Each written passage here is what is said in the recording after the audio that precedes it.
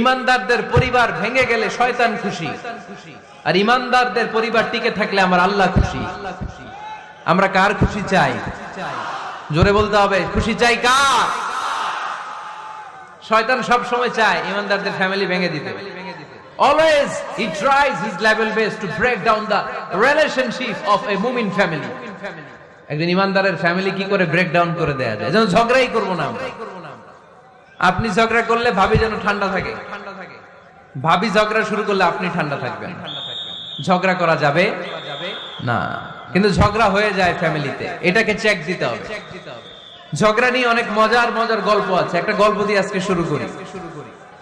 এক লোক মাহফিল শেষ করে 11টার দিকে বাসায় ফিরেছে।